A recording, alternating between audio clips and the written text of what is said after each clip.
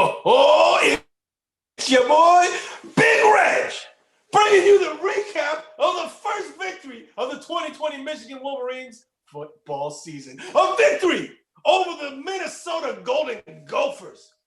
I don't want to tell you I told you so, but I told you so. Didn't I tell you so? Oh, and joining me tonight for this glorious recap are none other than first, producer JB. Yo, yo, yo, vote November 3rd, but damn, we killed them today. Next, nameless guest. Okay, never mind. He's speechless guest as well. And finally, JC from Sunnyside. Go blue, baby, little brown jug. Little brown jug. Oh, I'm going to take a long, cold drink from that jug right here. Ooh. Oh, nice and refreshing. You'll notice that one member of the team is not here tonight, and that would have to be the Harbaugh hater himself, Mr. Squarehead. I don't know if he's happy or sad about what happened tonight, but I can just tell you this, he was dead wrong. On that note, we're going to get rolling with the recap. The first thing we're going to do is we're going to see how we did on our predictions. First things first, our first prediction that came to pass was none other than nameless guest coming through with the first touchdown of the season. He called it. Who did you have again? Charbonnet all day. Oh, that was a beautiful run. A little asterisk. I don't think he called a 70-yard touchdown run. But, yeah, so a little asterisk. All right, that's true. I don't think anybody was expecting.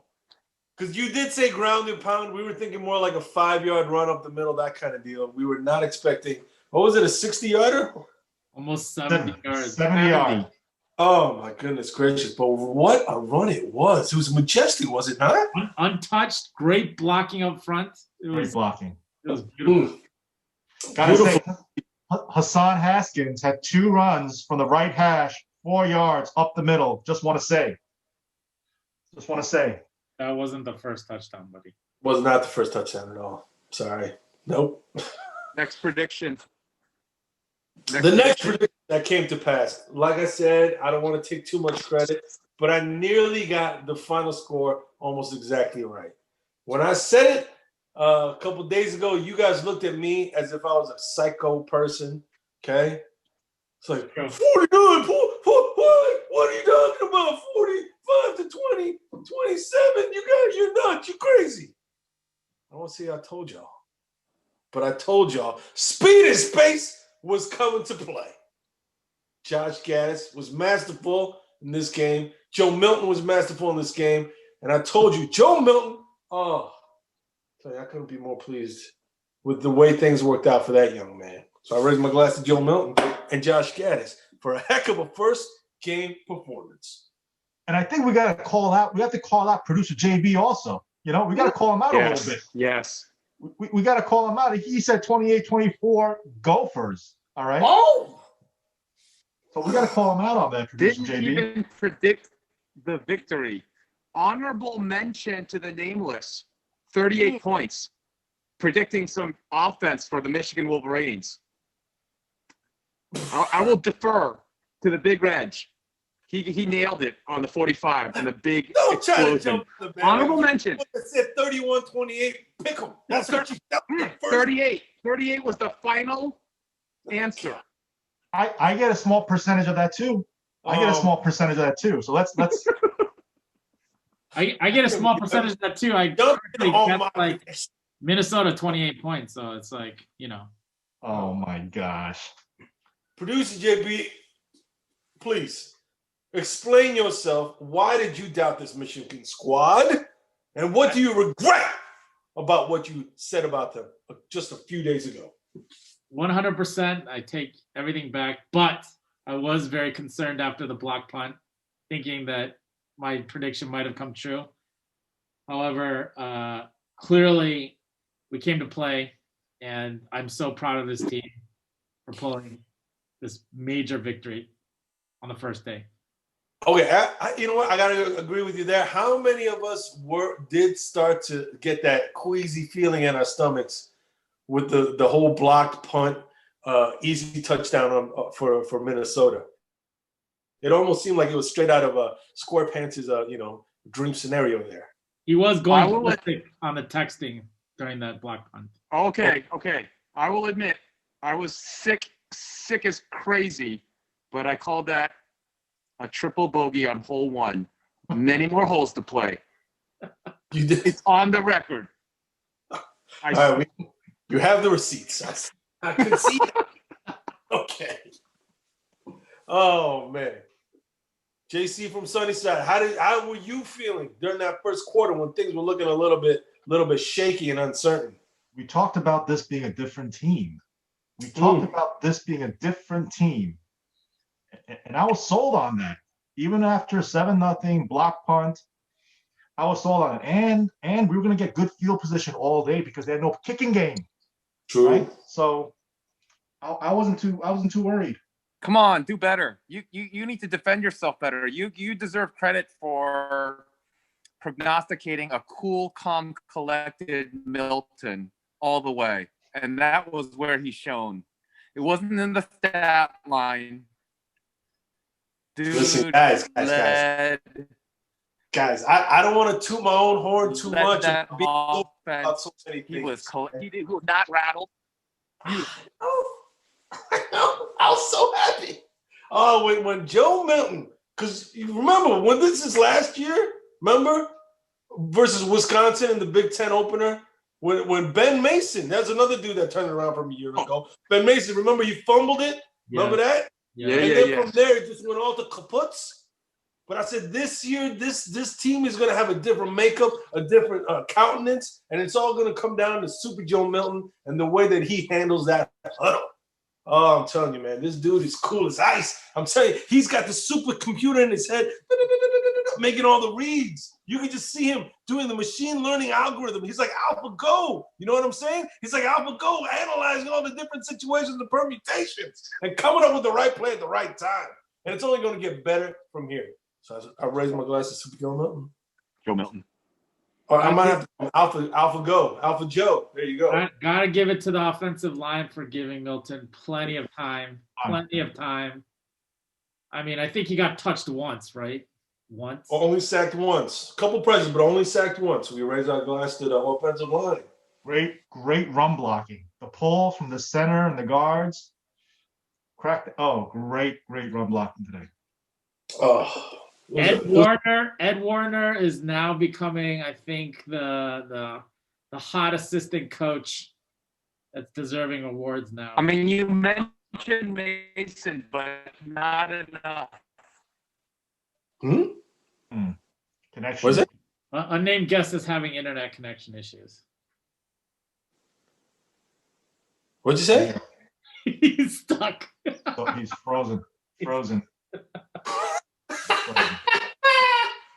Oh, Mason unsung, well deserved. What? I think it's bedtime for unnamed guest. It might be. He can't hear. Oh.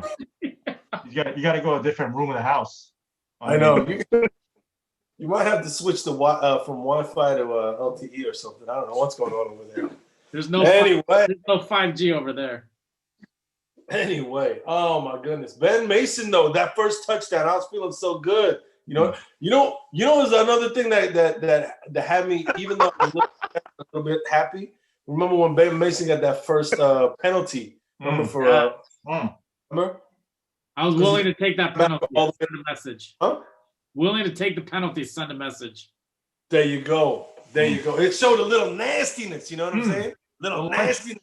Little bit of I was loving that. You know what it reminded me of Anthony Mason, your face. Mason, remember him?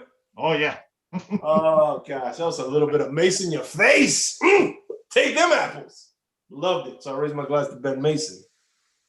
Unnamed guest dropped. Same guest. Oh well, he got to pay his internet bill. That's what it was. Anyway, moving on. What was the other standout performances that you guys saw in this game that you want to bring up now? That's going to be awesome in the future. Oh, what? He's back. He's back. Hey. Stop. We're still on mute. Hello? Anyway. Go, JJ. Anyway. You can't gloss over. You're trying to gloss over that one prediction. Which one? The breakout performer. You're trying to gloss over. Okay? So My glass. raise your glass to Joe Milton. Raise your glass to the O-line. Raise your glass to Kwity Paye and the defensive line. But the man who took the air out of the Gophers tonight was Michael Barrett. Michael Barrett indeed. 23. Sack fumble, led to a touchdown. 66-yard kick return, set up a touchdown. Recovered that fumble. Key play. Key plays. All those are key plays. He truly was the Viper. Oh, he came up with the strike. Viper. Right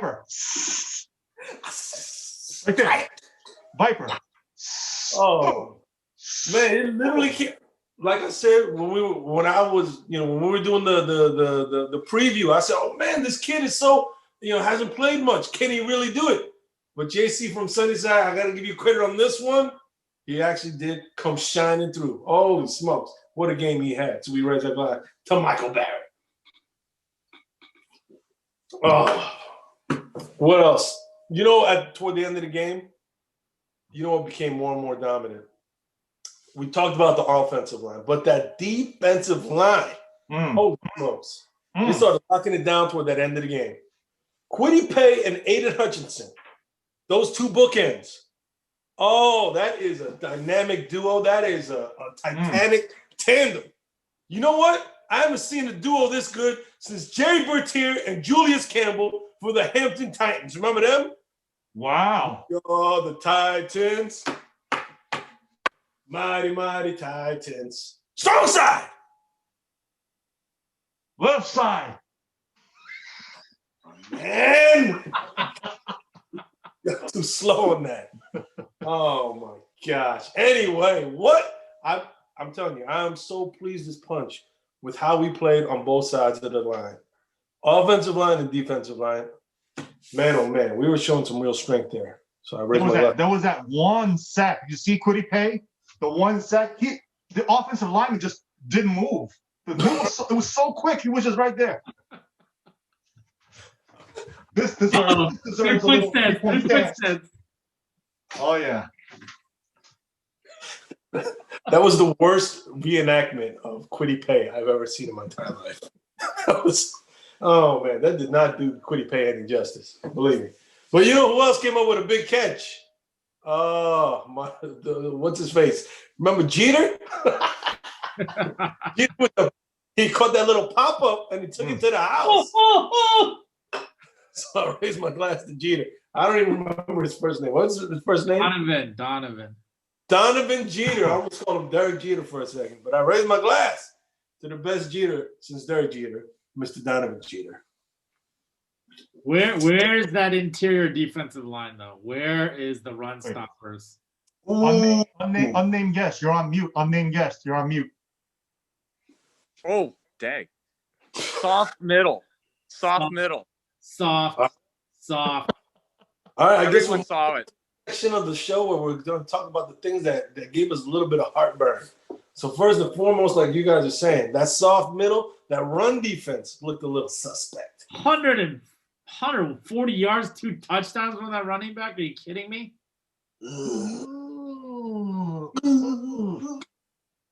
But we had a little bit. Maybe the defense actually did their job in containing Bateman. And, if you're going to give that up, but not let the big scores happen, that's success. You take that trade-off, you're saying.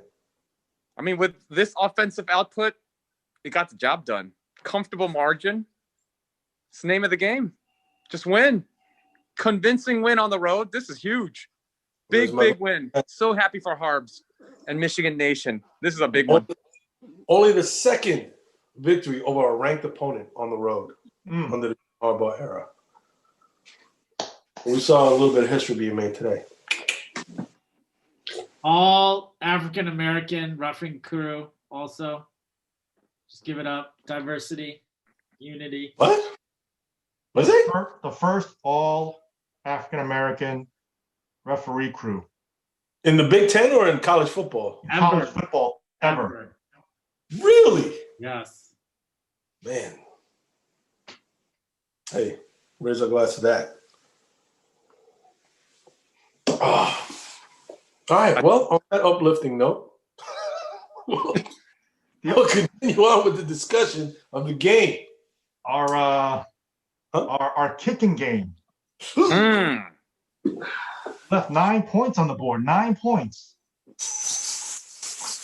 Yeah. Yeah. You know what? Special teams in general, they weren't that great.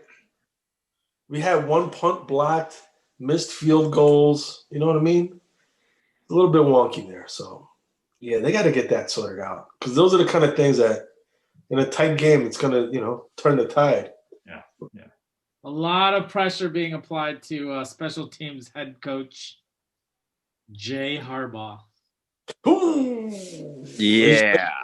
Are you trying to see a little bit of nepotism is protecting Coach Jay Harbaugh? He's saying it needs to be improved drastically.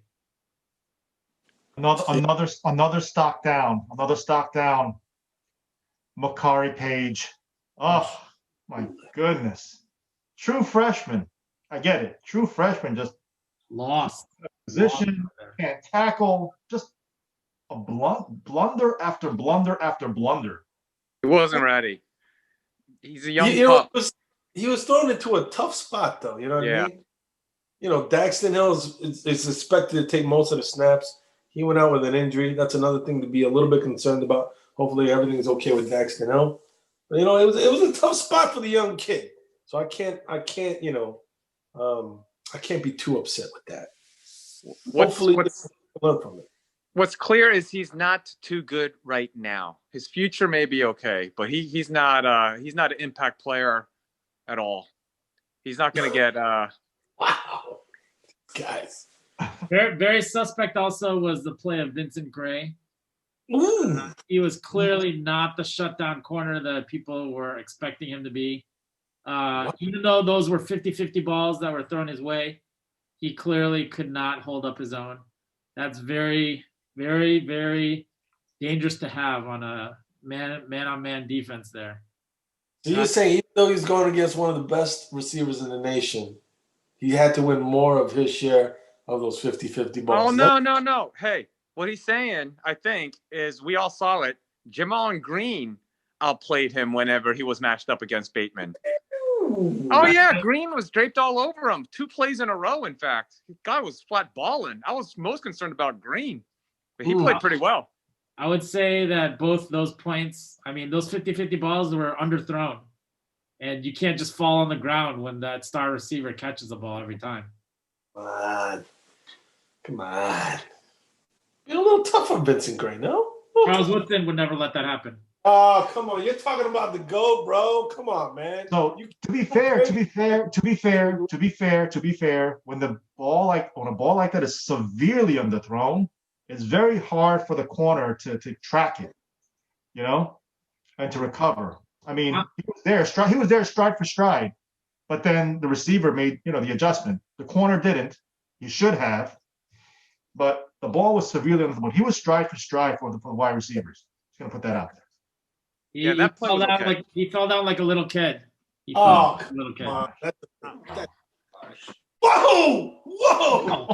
What? Take it easy. So, my next point of order is Cam McGrone. Very silent this whole game. He was. He had a cast on his hand. Yeah. He had a cast on his hand. He caused the first sack. He helped cause the first sack.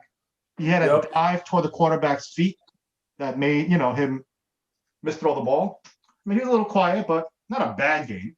If you're gonna pick on linebackers, Ross was more underwhelming. He still had that pick in the end. Remember, he had that one pick. Yeah, We were- good pick, but his overall, that's just a highlight play. His overall play on the field, he didn't do very much all game, I thought. He would make tackles when they already gained 5 yards. you know? Yeah. Yeah, but you know what? I'd rather have that than have somebody spring out for like a 40-yarder, like it happened a lot of times last season. He's okay. He's not great. He was okay.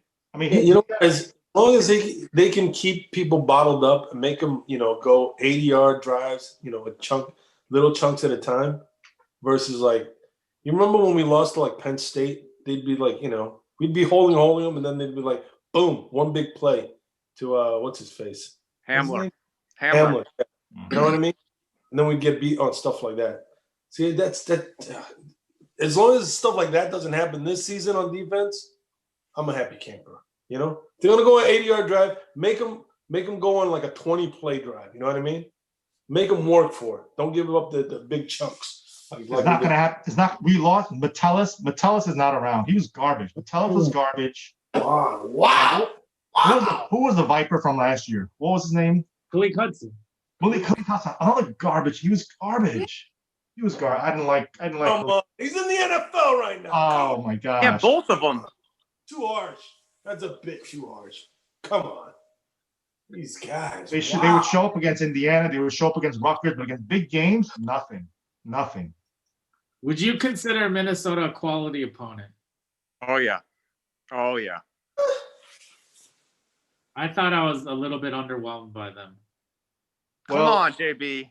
That's because we made them look underwhelming. Give me a break. You're getting all negative again. Come on.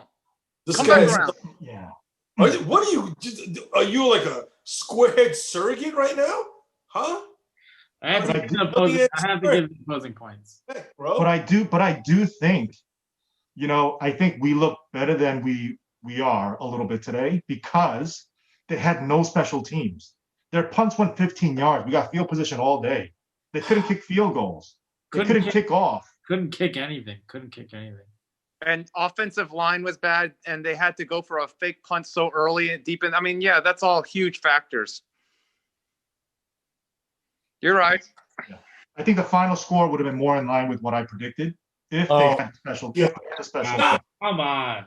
Get out of here. Get out. The final score is the final score, okay? What it was is what it was. When you take the field, you go with what you got, and you put your best foot forward. And if you can't handle the heat, then the 49-24 beatdown is what happens. Okay?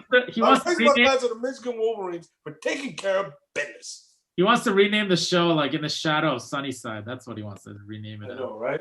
Good gravy. Holy smokes. Oh. Wow. Come on. Trying to take too much credit for borderline kind of sort of coming true. Oh my goodness. Let's move it onwards. Moving onwards. Anything else that we want to take away from this game? If not, we're gonna move on.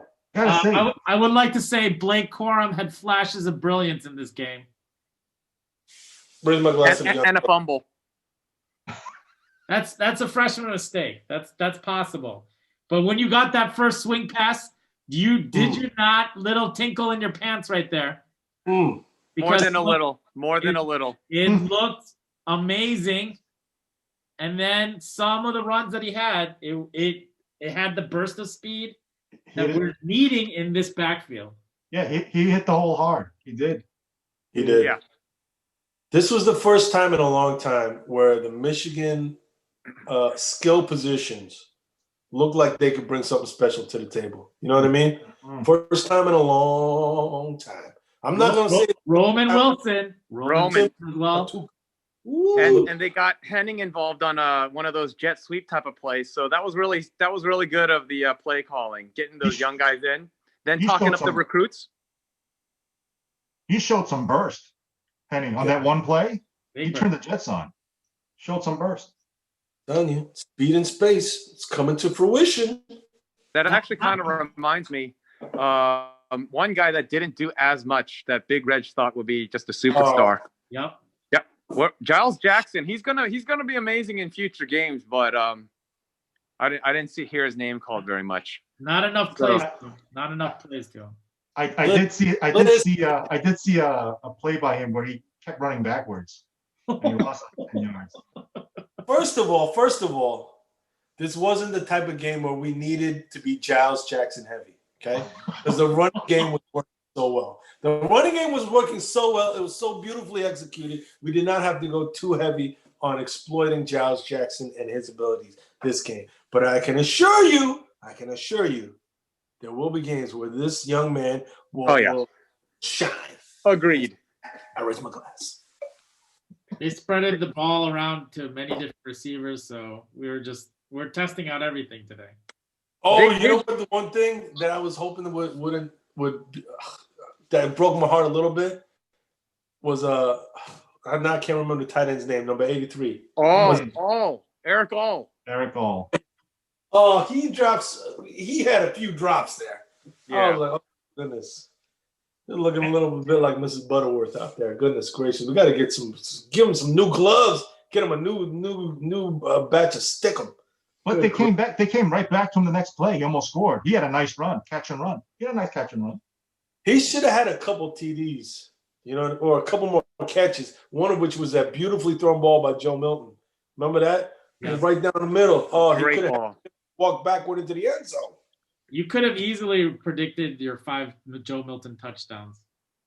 I'm telling you, there was a couple drop passes, and then Ronnie Bell, he fell because of the turf monster. He was looking like Daniel Jones from the Giants. Yeah, That was embarrassing a little bit.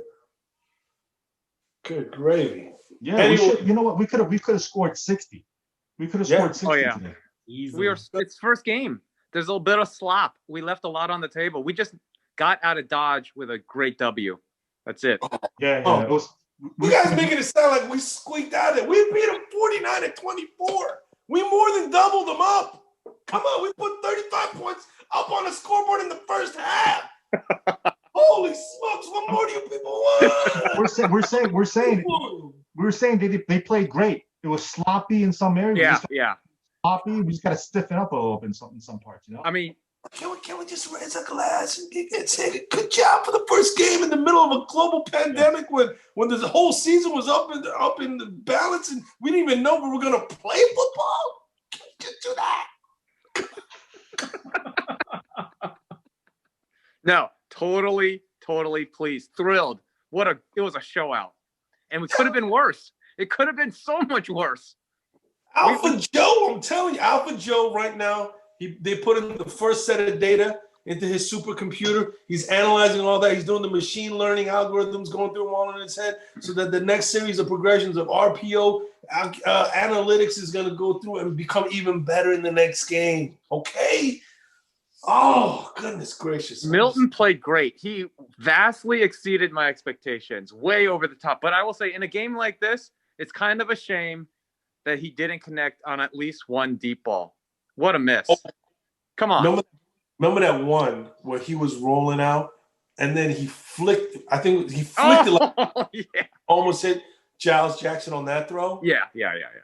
Those are the kind of plays that's gonna connect later in the season. But that throw, the ability to escape the pressure in the pocket, to keep your composure and look for a target downfield, and to make that throw, 45 yards on the run.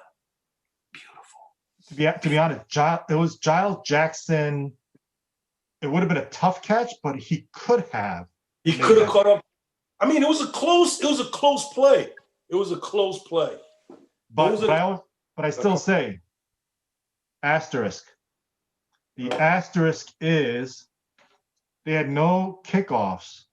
We would start on the 50-yard line, basically. Their punts went 18 yards. They had to fake punt it from their own 30 because they had no punter. So a little asterisk because field position. We were winning the field position game all day. They couldn't kick. They could not kick. Get that asterisk out of there. Come on, get it out of there. What does that have to do with how we dominated them on the lines, huh? Come on. Whether we saw them at the 30 or the 50, pushing them off the line and getting holes, it doesn't matter. It's a consequential. Guys, they're just so stingy with the credit. Come on, give a little more sprinkle of the credit. Come on, spread it around a little bit more. Folks. Holy smokes! You guys are so stingy with the praise. I agree, JC. You didn't have to go there. We were moving along pretty well in this review. I don't know that was needed. I just needed to just acknowledge that though. That No. needed to be acknowledged. You just wanted to show the sticky. That's all it was. You just wanted to show the sticky card. That wasn't needed. The hairy, it's the hairy aspect. Very my hairy. gosh. It's Cut that out. Cut that out. Come on. Anyway. Hey, let's give credit to Chris Evans for scoring a touchdown after being kicked off the football team. Yes. If you want and a story of redemption, you should know Chris Evans, who got into trouble with some academics, spent a whole year working, multiple jobs, assistant head coach of a high school team. Huron. And they're horrible. Reapplies, gets reinstated, works through COVID to come back to the team. Super senior leadership, even fumbles the ball, but still presses through, scores a touchdown. If you want a story of redemption for this year, we're doing it for Chris Evans. Preach it. And little credit to Nameless One for calling him out last week. Oh yeah. Everyone wanted a little glory tonight. Everyone wants a little glory tonight. All right, fine. We'll give you a little bit of credit on that one, Nameless Guest. Fine. Anyway, good gravy. Come on. You're such a hypocrite. Where's the sprinkle? You little hypocrite. Fine. I lift my glass. Your prediction of Chris Evans being a key contributor to this 2020 Michigan Wolverines football season. Good gravy. Oh my gosh. Anyways, now that this game is over and put to bed, the next thing we got to do is look forward to next week. Holy smokes. This season is like a lightning round. It's like pop, pop, pop, pop, pop. One right after the other. Next week, of course, now that we've beaten the Golden Gophers and got our season off to a terrific start, we have to face the Michigan State Spartans. Rivalry week has come upon us already. How are you fellas feeling about that matchup? Didn't they just lose to Rutgers? Ooh!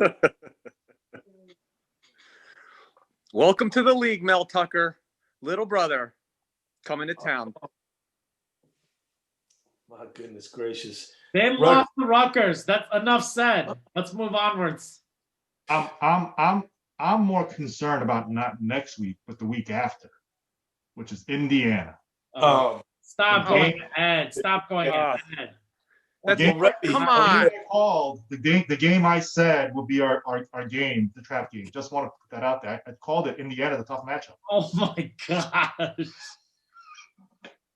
Oh, right. Captain Obvious. Just like Big Reg calling out Giles Jackson for a breakout player. Come on. Let's be honest. I don't know if you saw the review. That was not a 2-point conversion success. That ball clearly hit the ground before it passed the end zone. They should have lost that game. Shoulda, coulda, woulda, man. It is what it is. Hey, it should have never went to overtime. You know what I mean? If you're Penn State, should have never let it get to overtime. Make a stop when you need to. You know what I'm saying? Sure. Yes, Should have never scored that touchdown, that running back. Went into the end zone. Woulda. There's a lot of things that coulda, shoulda, woulda done. They wouldn't have been walking out. Wow, But- Spartans with no respect. We can't even say a word about the Sparties. I'm not overlooking this rivalry week. Waited a long time for this, and man, oh man. As long as we could, keep beating Sparty, that's just another thing that warms my heart during a chilly fall. You know what I'm saying? The only thing, the coaching staff has got to keep them hungry. Can't get too fat after this win. Can't get too fat after this win. Got to stay hungry.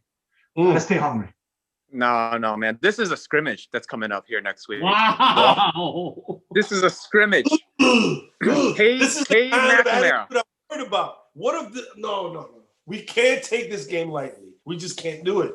Despite what they put down on tape over in in East Lansing. We can't get, complacent with this Michigan State team. McNamara is going to get a ton of snaps, and afterwards, we're all going to watch the revelry. It's great to be a Michigan Wolverine. It's great to be Michigan Wolverine. All right, let's do our predictions then for next week. Kick things off with producer JB. Will you redeem yourself from your poor predictive performance from week 1? What is your prediction for week 2, rivalry week versus the Michigan State Spartans? There's no doubt in my mind the Michigan Wolverines will win this game. My prediction is 42-7. All of a sudden, producer JB becoming producer J Believer. Holy smokes. Wow. Next, why don't we go to JC and Southside and get your prediction? That was an about face if I ever saw one. It's an about face. Wow. Oh my gosh, an about face. Producer JB. Anyway, so easy win, 45-10. They score a garbage touchdown in the fourth quarter when the game is out of hand. Cade McNamara throws for 100 yards. Wow, you're saying that it's going to be so out of hand, we're going to have enough ample opportunity to put in Cade McNamara to get some mop-up duty? Easy. Wow, 45-10. Easy, breezy, cheesy. All right, throwing it over to nameless guest. What is your fearless prediction for rivalry week? Very similar, actually. 55-10. It's all about getting Rayshon Benny to sign. This is the game we just stomp the hopes of all Spartan Nation, and the fickle Benny need to come into the fold. That's what next week is all about. Wow. So you're saying we're going to beat him on the field and then beat him on the recruiting trail. Is that what you're saying? Look, Harbaugh knows what's going on here. This is not about just stomping little brother. He wants to show Rashawn, like, he's got nothing to think about. Sign up now. Stop stalling. Get him in the fold. Wow. Because you know that soft middle? Because we got nobody like him. All right. Nameless guest going for that daily double. All right. My prediction for rivalry week. What about JC? Huh? JC. Holy smokes, not even listening to what I'm saying. Oh my gosh. Wow. JC from Sunnyside and then interrupts me. Holy smokes. Come on, man. Come on. Anyway, my prediction for rivalry week. Michigan Wolverines. 40.